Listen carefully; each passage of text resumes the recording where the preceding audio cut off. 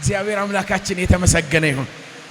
የመዝሙረ ዳዊት መጽሐፍ ምዕራፍ 43 በቅንፍ 44 ነው ያነበብነው። ቀደም ብሎ ከቁጥር 1 ጅማሬ በፊት ሂደር ኖቱን አይታችሁት እንደሆነ ወይም የሌላኛውን ርዕስ አይታችሁት እንደሆነ የቆሬ ልጆች መዝሙር ነው።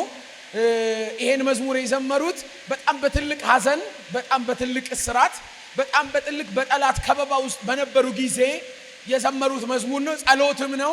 ስናነብ ቁጥሮቹን ታስታውሱ እንደነበረ በአምላካቸው በእግዚአብሔር ፊት ያፈሰሱት የተማጽኖ ድምጽ ነው እና እግዚአብሔርን በመማጸን ውስጥ ያሰሙት ድምጽ ነው እና በጣም የድል ሰዓት አይደሉም። በጣም የተሳካላቸው የሚባል ወቅት አይደለም ይሄ ወቅት። በጠላቶቻቸው ከበባ ውስጥ ናቸው። የጠላት ድምጽ ያስፈራቸዋል። የከበባቸው ብዙ አስጨናቂ ነገር አለ። ተጨባጭ የሆነ በመካከላቸው ያለ በጣም አስፈሪ ነገር አለ እና ለሱ ነገር በአምላካቸው በእግዚአብሔር ፊት ያሰሙት የተማጽኖ ድምጽ ወይም ደግሞ የእርዳታ ድምጽ ነው። ትመጣ እንደሆን ታግዘን እንደሆን እና አሁን ከከበበን ነገር መካከል እና ትቤሸን እንደሆን እንደገና ትታደገን እንደሆን የሚል አይነት ለአምላካቸው ለእግዚአብሔር ያሰሙት ድምጽ ነው። ግን እግዚአብሔርን አሁን ላሉበት ነባራዊ ሁኔታ ጣልቃ እንዲገባ ከመለመናቸው በፊት ስለዝናው ያወሩበት መንገድ በጣም ነው ልቤን የማረከው። አይታችሁ እንደሆነ ቅድም ስናነብ አስታውሳችሁ እንደሆነ ከቁጥር 1 ጀምሮ ሲጀምሩ ራሱ ታስታውሱ ከነበር እንደዚህ ብለው ነው የጀመሩት። አቤቱ በጆሮአችን ሰማን ነው ሲጀምሩ ራሱ የጸሎታቸውን ራሱ ሲጀምሩ ወይኔ ተያዝን፣ ወይኔ ደከምን፣ ወይኔ አቃተን ሳይሆን ሰማንልህ ነው ራሱ። ድምጸቱ እንደዛ ነው ይመስለኝ ሳነበነ ራሱ ሰማንልህ አቤቱ አንተ ባለዝና ነው ራሱ አወራሩ እንደዛ ነው። አንተ ባለዝና በዘመን ታሪክ መካከል በማዳን ጉልበት የምትገለጥ ታሪክ ስናገላብጥ እኮ ሰማን። አባቶች ሲያጫውቱን ሰማን። እስከ ዛሬ የተደረገውን ተአምር ነገሩን። በሰማነው ነገር ተደንቀናል። አይታችሁ እንደሆነ አስደናቂ የሆነ የምህረት እጅ በሕዝብ ላይ ተገልጧልና ደንቆናል፣ ገርሞናል፣ ሰማን።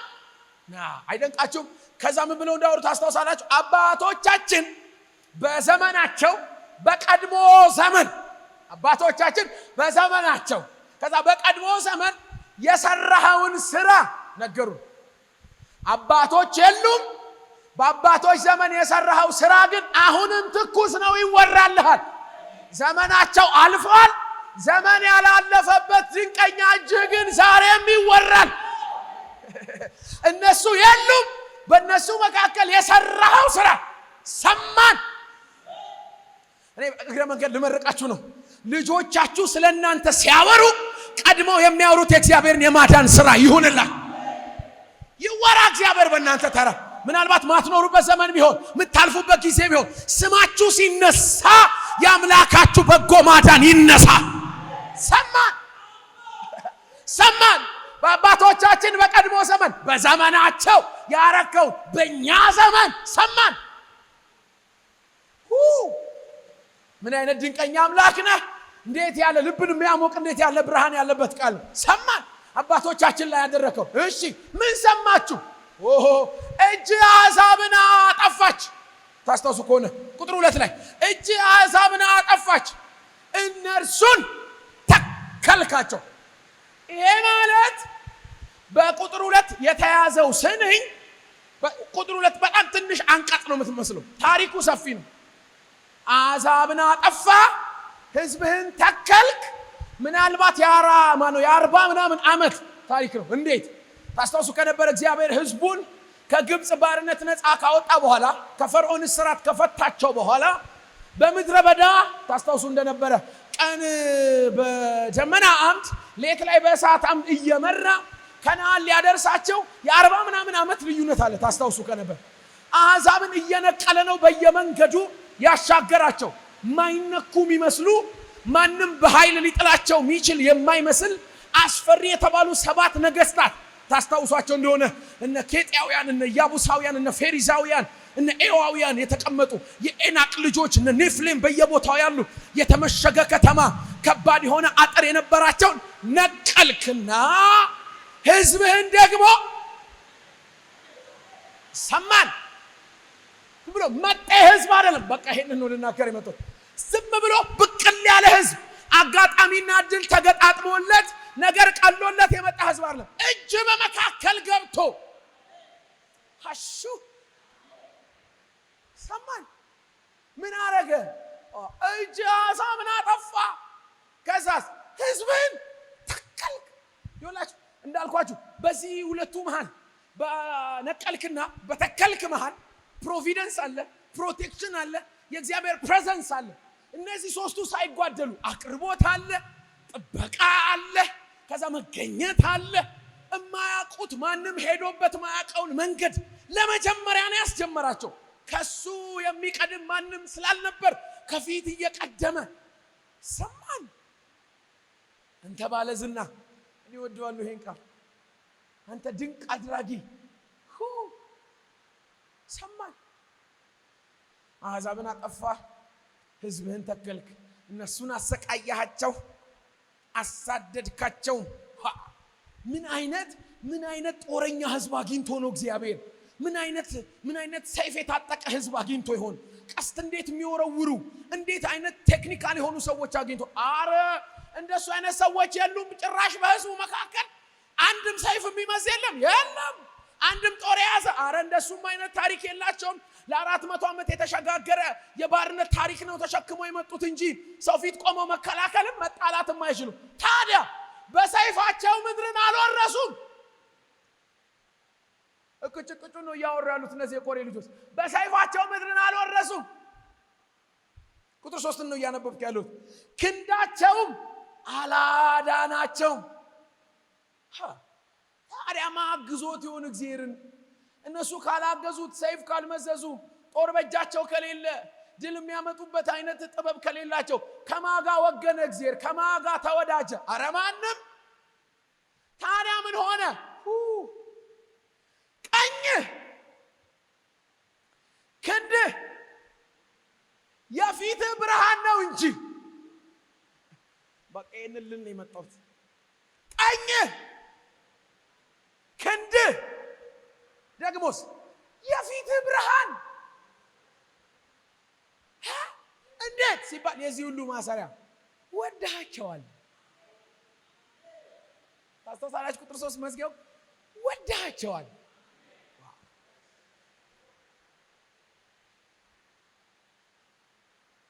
አቤት አቤት አቤት አንተ አቤት አቤት አቤት አቤት አቤት አቤት አቤት አንተ ሻዳባጋታሪ ያላባራባራጋዲ ያላባ ትልቅ ነው፣ ትልቅ ከሚመስለው በላይ ኃያል ነው፣ ኃያል ከሚመስለው በላይ ብርቱ ነው፣ ብርቱ ከሚመስለው በላይ ጌታ ነው፣ ጌታ ከሚመስለው በላይ አቤት አቤት አቤት አንተ ወደድካቸው። ሰይፍ አልያዙ፣ ጦር አልያዙ፣ ሰራዊት የላቸው፣ የተጠና መንገድ አይደለም። ግን በደና ደረሱ፣ ግን ከተማ አገኙ፣ ግን በመካከላቸው ሰላም ሆነ። ለምን? ወደሃቸዋል።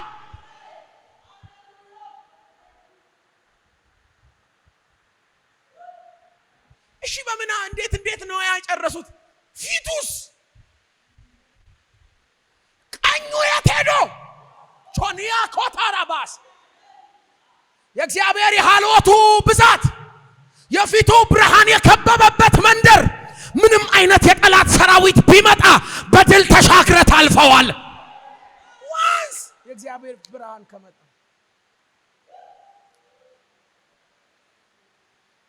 አቤት አቤት አቤት አንተ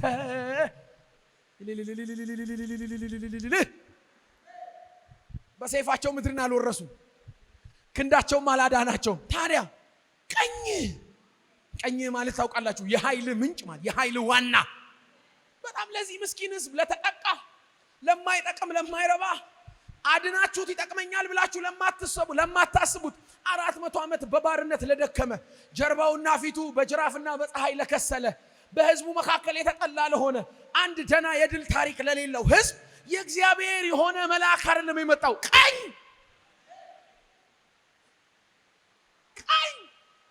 ብቻ አይደለም የሚለው ክን አገዛዝ ማለት ነው። ክን በመካከላቸው እየገዛህ ነበር። ለደና ንጉሥ አሳልፋቸው አልሰጣቸው። ወይ እኔ ልቤ በቃ ቅልጥ ነው የሚለው። ታስታውሱ ከነበር ህዝቡ እኮ ያለ ንጉስ ነው በደና የደረሰው። ክንዱ ነበር በህዝቡ መካከል። እንደሱ ገለቦ ብቻ አይደለም ኃይሉ አገዛዙ ብቻ ሳይሆን መገኘቱ የፊትህ ብርሃን መገኘቱ ደግሞ በህዝቡ መካከል በኃይል ብቻ አይደለም በአገዛዝ ብቻ አይደለም በመገኘቱ በህዝቡ መካከል የተቀመጠ። ታስታውሱ ከነበር ደመናውን እያዩ ነበር የጉዞ መንገዳቸውን የሚያስተካክሉት።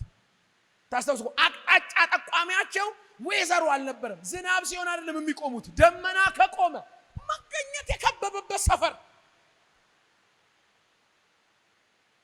የኔ ቤተሰቦች ድላችን የተጠና መንገድ አውቀን መሄዳችን አይደለም፣ በቀደመ በእግዚአብሔር መንገድ ተከትለን መሄዳችን ነው።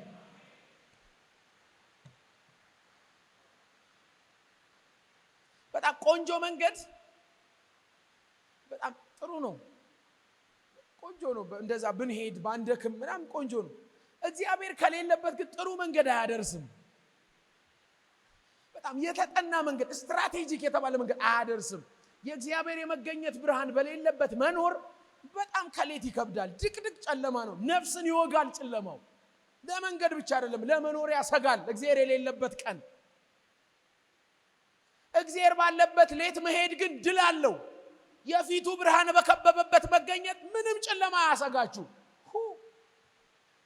ሰማን ምን ሰማ? ኧረ የእጅህን ታሪክ የማዳንህን ታሪክ ሰማን። አሕዛብን ነቅለህ ህዝብህን እንዴት እንደተከልካቸው ሰማን። በክንዳቸው በሰይፋቸው አይደለም ምድርን የወረሱት። ለዛው ምን አይነት ምድር እንደሆነ ታውቅ መንጥረው አይደለም እኮ የገቡት። አረክ ታስታውሱ ከሆነ ዳር ዳሩን ለሲፈልግ እግዚአብሔር አስመነጠራቸውና ቀጠሩ እንጂ የተቀጠረ ከተማ ያልቆፈሩትን ምንጭ ነው የሰጣቸው። ታስታውሱ ከሆነ ያልተከሉትን ወይን ነው ያበላቸው። በጎተራ ከነ እህል ነው የተቀበላቸው። ያለ ምንም መዋጮ ነው እግዚአብሔር ጨርሶ የተቀበላቸው። ደግሶ ነው ያስገባቸው። በአደባባይ ስማቸው ከብዶ ግዴላችሁም እግዚአብሔር ይምራ እንጂ ባክ ዛሬ ምን ልትለን ነው የመጣው? እግዚአብሔር ሲመራ ድላችሁ ሁሉ ጊዜ እንደ ንጋት ፀሐይ እየደመቀ እንደ ንጋት ጀንበር እየታየ እየተሻለ ቀጥሎ የተሟገቱትን ሙግት ዛሬ ሞግተን እግዚአብሔርን እንድንወጣ ነው የመጣው።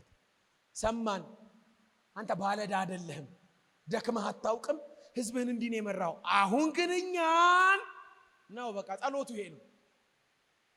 አሁን እኛ ግን መንገድ ጠፍቶናል፣ ድምጽ ርቆናል፣ መገኘት ሸሽቶናል። በራሳችን እየታገልን ከረምን። ይሄው ቁጭ አረግነው ሰይፋችንን።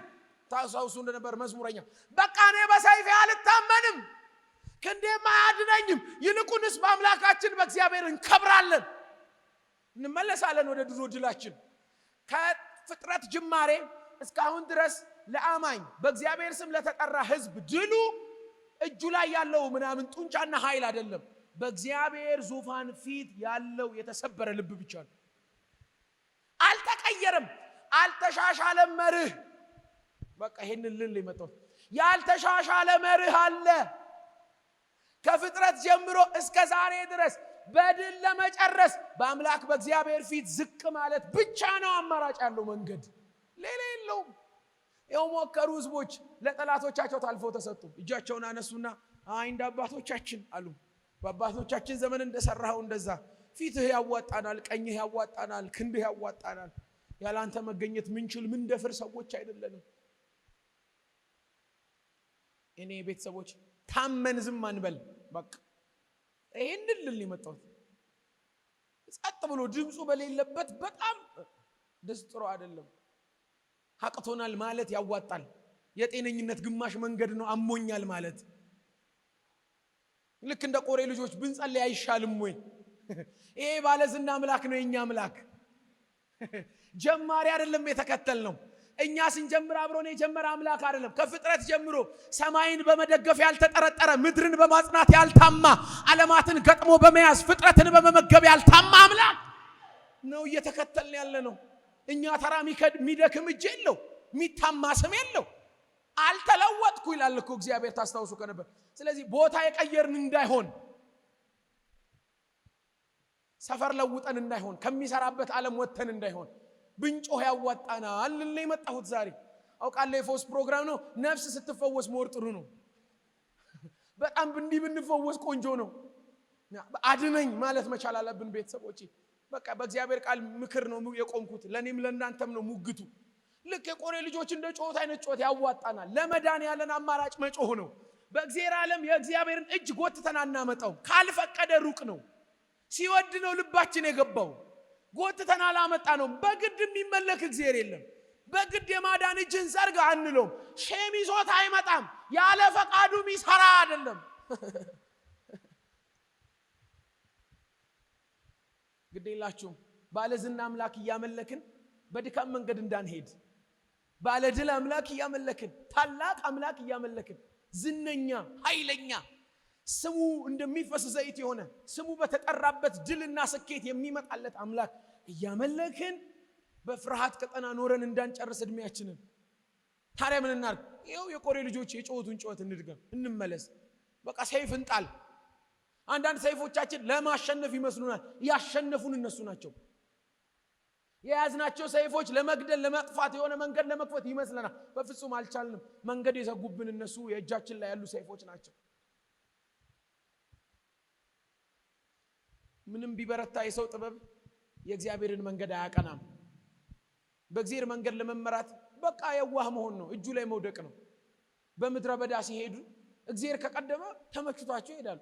ባህር ዳር አቁሟቸው በዚህ ጋር ነው የምታልፉት ሲሏቸው እሺ ከማለት ውጪ ምን አማራጭ አለ? ቢጠና ማይመች መንገድ ላይ በደመና ግን ተስተካክለው ሄዱ። ለማሸነፍ ብቸኛው መንገድ መሸነፍ ነው ለእግዚአብሔር። በቃን አሉ የቆሬ ልጆች እጃቸውን አንስተው። ይበቃናል፣ በቃ አሸንፈን ይበቃናል፣ እንደገና እንመለስ ወደ አንተ። አሁን እናንተ ወርዳችሁ ብታነቡት እንደዚህ ነው። አሁን ግን ተውከን፣ አሁን ግን ጣልከን፣ ጠላቶቻችን እየቀለዱብን ነው፣ ዝም አልከን። አሁን እንዴት ያስፈራል! እንዴት ያስፈራል! የኔ ቤተሰቦች በእግዚአብሔር ምሪት ጀምረን በእኛ ጥበብ ልንቀጥል አንችለውም። ይሄን መንገድ በእግዚአብሔር ችሎታና ጸጋ ጀምረን በእኛ ልዩ የሆነ ኃይል አናመጣውም።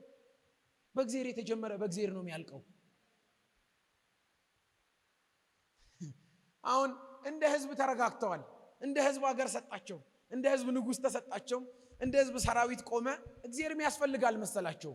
ስለዚህ ፊታቸውን አዙሮ የራሳቸውን ጥበብ ሲሞክሩ ለካ መጀመሪያም ያለ ሰራዊት ያዳነ ነው። ሰራዊትም እያለ የሚያድነው ሳትሰሩ ደሞዝተኛ ሳትሆኑ በፊት ያኖራችሁ ነው። ደሞዝም እያላችሁ የሚያኖራችሁ ቢተወለ ደሞዝ አንችለውም። ቢተወለ ዘመድ አንችለውም። ብቻችንን እያለ ደግፎ እዚህ ያደረሰን ነው። ሰው ከቦንም የሚያደርሰን መርህ አልተቀየረም። በእግዚአብሔር ቤት ውስጥ በእግዚአብሔር ዓለም ላይ ስቲል መርህ አልተቀየረም። ለእግዚአብሔር ያልተሸነፈ ልብ በየአደባባዩ ይሸነፋል። ለእግዚአብሔር እጅ ያልሰጠ ልብ በየአደባባይ መንገደኛ ሁሉ እጅ ይሰጣል። ድላችን ለእግዚአብሔር በመሸነፍ ውስጥ ነው ያለው። እግዚአብሔር ያሸነፈው አማኝ አደባባይ ቆሞ ድሉን ያውጃል። የኔ ቤተሰቦች ጌታችን ኢየሱስ በምድር አገልግሎቱ ለደቀ መዛሙርቱና በዙሪያው ለነበሩ ህዝቦች ሲያስተምራቸው የነገራቸው በጣም መሰረታዊ ነገር አለ። በአደባባይ ብዙ አታስጨንቁ እና እንደ ፈሪሳውያን ለማስመሰል አትሞክሩ። ግቡ ወደ ጓዳ፣ እልፈኛችሁን ዝጉ፣ በስውር ወደ አባታችሁ ጸልዩ፣ አደባባዩን ይሰጣችኋል።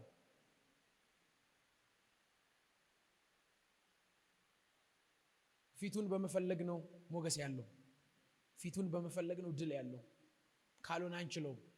አብሶ በመጨረሻው ዘመን እንደዚህ ባለ ላቂ ጊዜ የጠላት ኃይል በበረታበት፣ የሰው ክፋት በጨመረበት፣ ነገር ሁሉ ውጥንቅጡ በበዛበት፣ መያዣውን ባጣን በዚህ ጊዜ ተጠበን አንችለውም።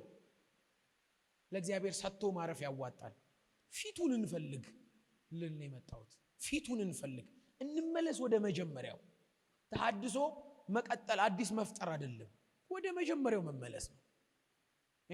ይሄንን ድምጽ አሰሙ እነዚህ ሰዎች። የተሐድሶ ድምጽ አድሰን ምን አድርገህ እንደ መጀመሪያው እንደዛ እንደሰራው የፊትህን ብርሃን ቀኝህንና እጅህን መገኘትህን አገዛዝህንና ኃይልህን በመካከላችን እንድታረግ እንመኛለን አሉ። የኔ ቤተሰቦች ጨክነን እንሸነፍ ለእግዚአብሔር። አሜን።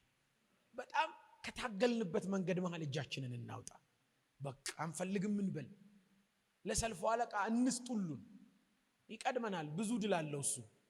ብዙ ጦር አሸንፏል። የመጀመሪያው አይደለም። አትስጉት። ሰማይን ሲደግፍ ያልፈራ ነው። ይጥልብን ይሆን ብለን ቀና ብለን ሳንሳቀቅ ይሄድ ነው። እግዚአብሔር ለኛ ቤት ምሰሶ ይታማል ወይ? ለኛ ትዳር፣ ለኛ ትምህርት፣ ለኛ ስራ፣ ለኛ ጤና እንዴት ይታማል? ቃል የሌላቸው አንደበታቸው ጥሩ ቋንቋ ማያወጣ ይሄው ግዑዝ ፍጥረት ሁሉ በእግዚአብሔር መግቦት ስራ አይደል ያለው? እንድታምኑት እንጂ እንድትሳቀቁበት ማይፈልግ አባት ነው ያለን። ስንጥልለት ሁሉን እንዲገዛ። ከዛ ምን ይሆናል ካላችሁኝ፣ ልጆቻችሁ ሰማን ይላሉ። ተሸነፉለት እንጂ ለእግዚአብሔር ግዛት ራሳችሁን አሳልፋችሁ ስጡ እንጂ ልጆቻችሁ እድሜያችሁን ብቻ አይደለም የሚያስታውሱት፣ ቤታችሁን ምናምን ሳይሆን ሰምተናል በእነሱ ዘመን የእግዚአብሔር የማዳን እጅ እንዴት እንደተገለጠ።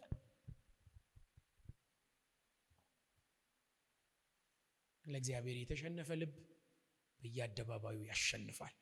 ድል ያለው በእግዚአብሔር ዙፋን ፊት በመውደቅ ነው። እንጸልይ።